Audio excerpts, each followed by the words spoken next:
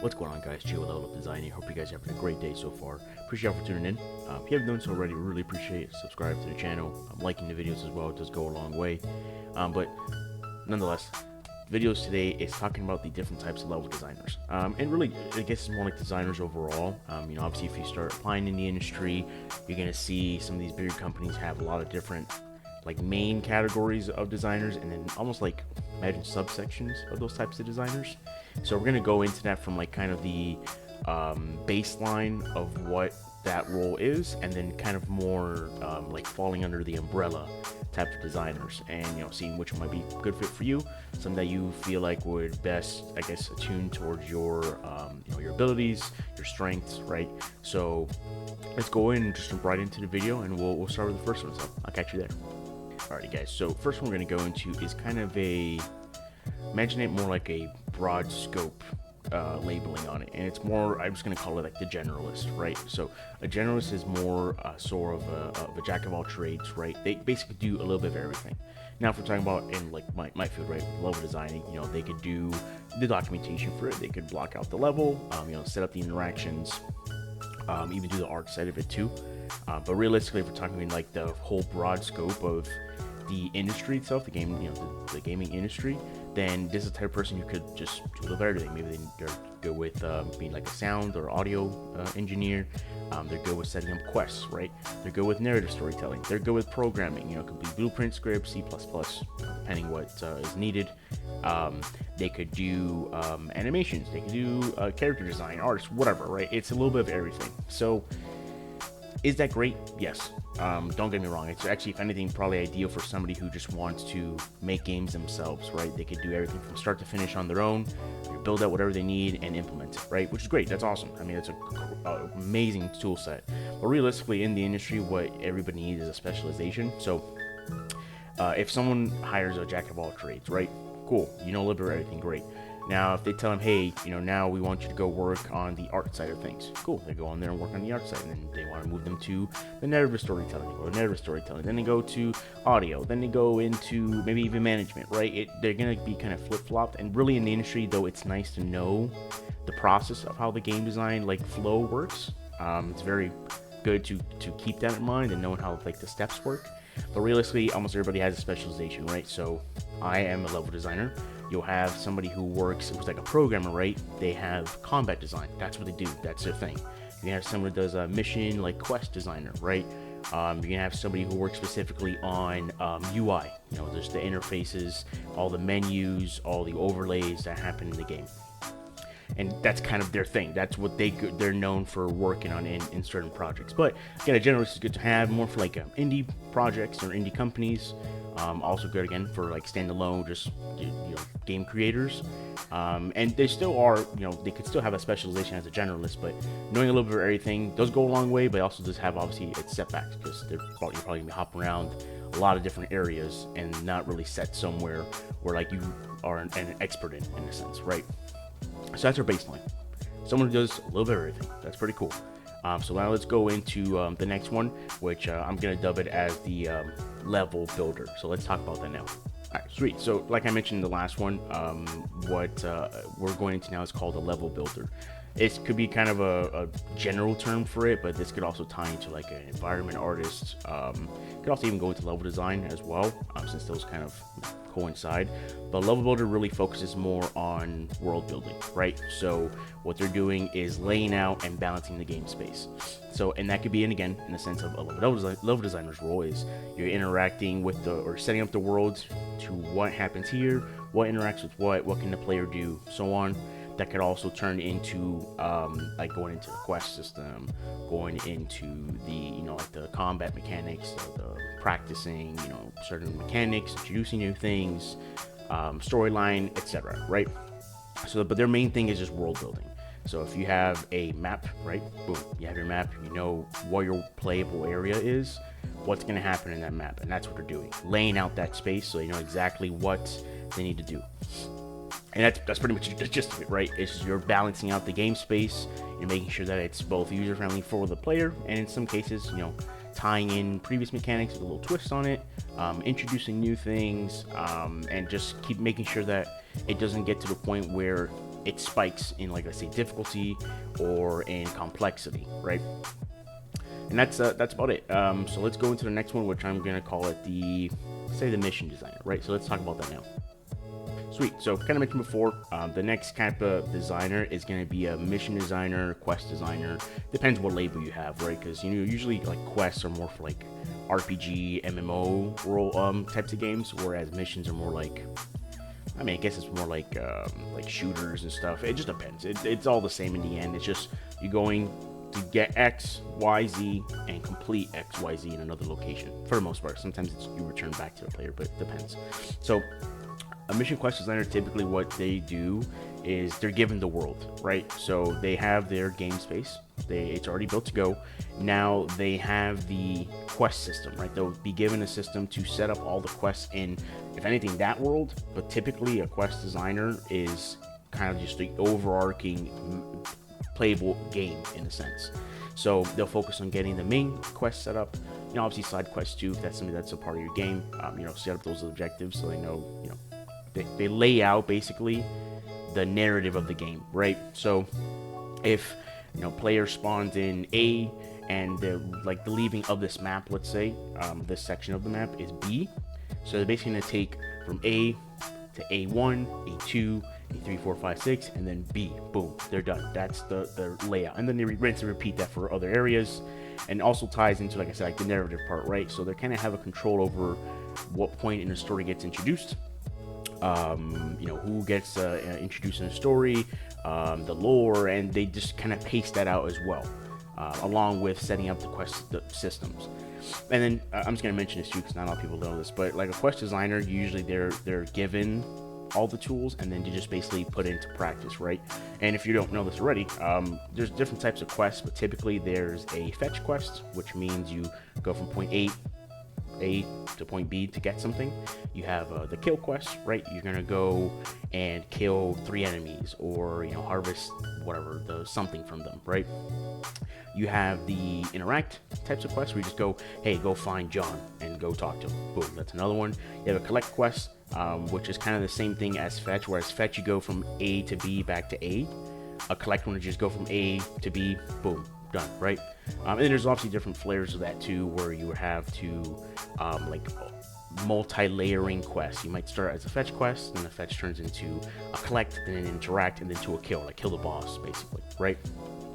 That's kind of what they are, right? The mission quest designers, all they're doing is building out the main quest system, like layering it out into the playable space, layering out the narrative part of it, pacing out the story as well, and basically from start to finish, right? They just get it all done, and then obviously side quests are just kind of like a bonus. Like you could have whatever you like in a side quest, basically. But cool.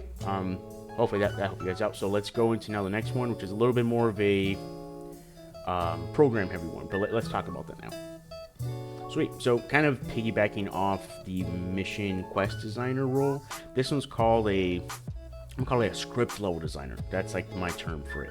So a script level designer, basically, they focus on more of the program heavy stuff of the mission quest designer. So right here, boom, we have mission quest designer.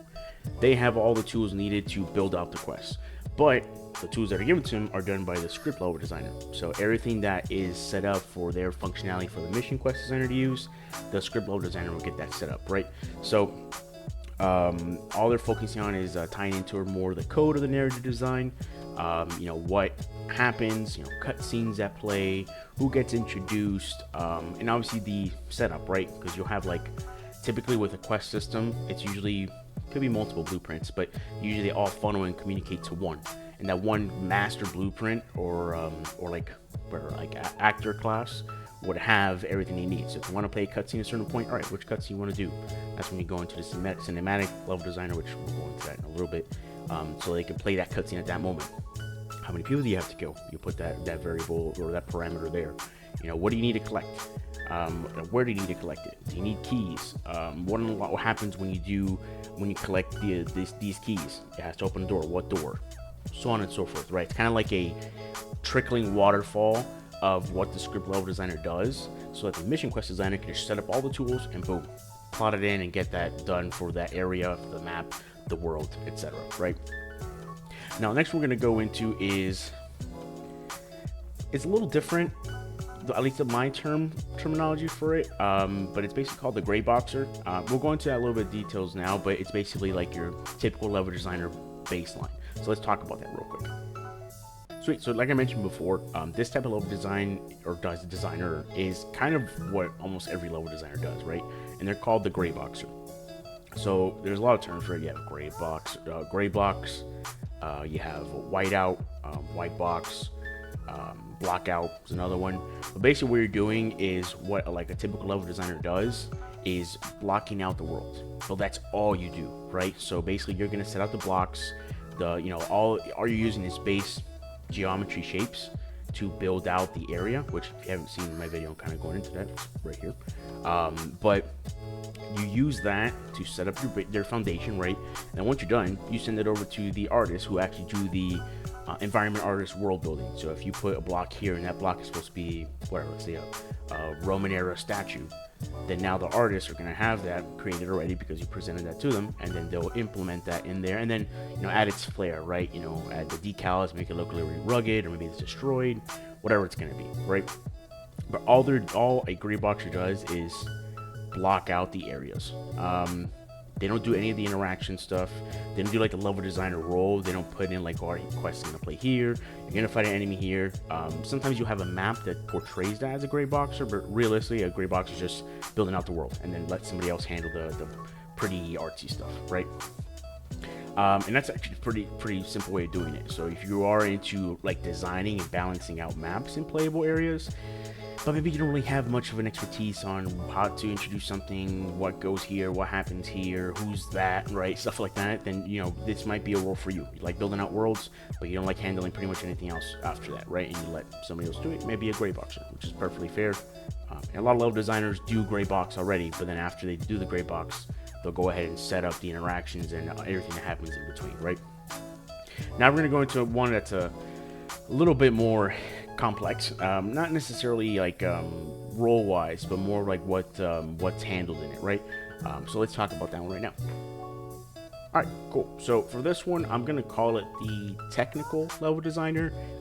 They also may be called a principal level designer.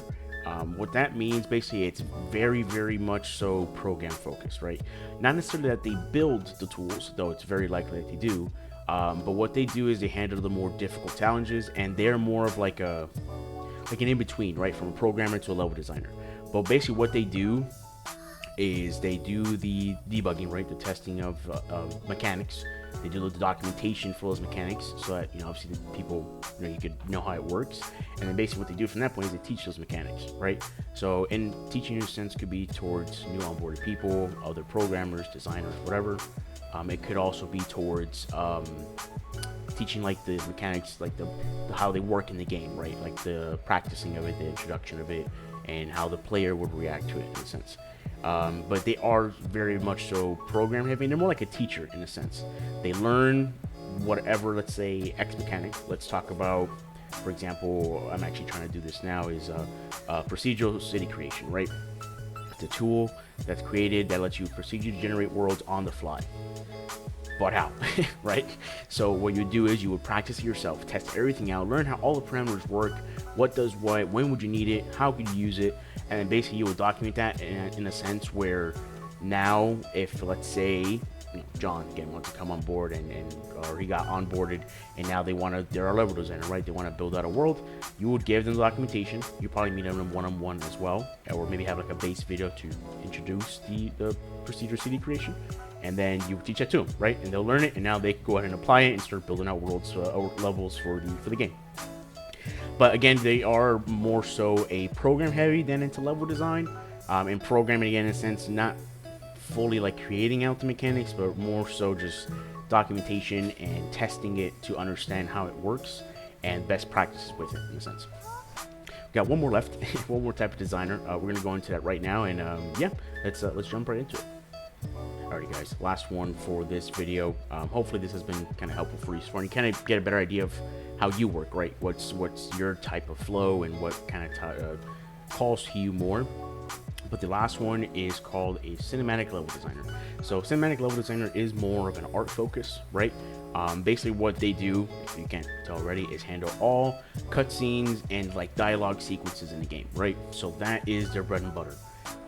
Typically what they'll do, depending on the company, right, or what they have, they're usually more of a off-engine cinematic designer, so they'll do all their cinematics. It could be Blender, it could be 3ds Max. Usually most people use Maya, and obviously other things, a bunch of other tools that people use. But you'll create the cinematics there, import them into the game, and then basically you'll play it out or handle the execution of it in a sense. Obviously, you could also do cinematics within engine. It's not obviously like a very powerful tool as other softwares you would use, but you could do like kind of very basic ones if you have all the animations already set up for your player, right? Or for the character, or characters really. But they're going to handle all of that throughout either a certain area, or again, for the entire playable world of the game that you guys work on, or games too, right? So you're going to handle all of that, and then just basically link them up in a sense. Or you would create them, you would send them towards the like script level designer or the mission quest designer, and let them use it. And then obviously they'll test it out. They'll be like, all right, this works great, I'm gonna use it. Or maybe they have some feedback, and you obviously gotta tweak it, reiterate it, and then send it back to them, and basically just rinse and repeat for the next one, so on and so forth, right? And kind of a tidbit to mention with this, there are definitely other types of designers out there, but these are the ones that I've truly seen, like kind of that are broken apart in the industry. And again, some of these might completely coincide with each other. You might have like a level builder and a mission quest designer just work in the same tandem, right? Like that's the one role in a sense. And some people do expect it, right, for you to understand how some of those things work. So either you could implement it yourself, or just maybe ask the right questions to get what you need in a sense. Nonetheless, though, hope you guys enjoyed this video. Hopefully this kind of points you in the right direction, right? Let you know before you even like really start emphasizing on your specialization, like, all right, so what can I do? What do I like to do? You might be a person who loves, again, like I mentioned, building maps, but you don't like the artsy side of it. You don't like making it like super beautiful. You just like setting up a template and letting somebody else figure it out, right? And that's perfectly fine. There you go. Now you know that you're a Greyboxer. But you might also be somebody who's very program heavy, who knows how to code and knows it like the back of their hand, and maybe you want to be a script level designer and you want to just focus on doing the narrative design, or you want to actually be a technical level designer or principal level designer, depending where you're at, they call it differently. But hopefully you guys could get an idea of where you are at, what happens next, and what you need to handle in that sense. So now, like, let's say if you're going to start applying to industries, if you want to be a mission quest designer, then you want to have your portfolio to represent that, or at least have a section to represent that, right? So thank you again so much for watching. If you guys haven't done so already, really appreciate liking the video, subscribe to the channel. Really means a lot and helps out on my end here too. If you have any questions, leave some comments in the videos. I'm very open to answering anything you guys may be wondering about. Hope you guys have a great rest of your day, and I'll catch you in the next one. Take it easy.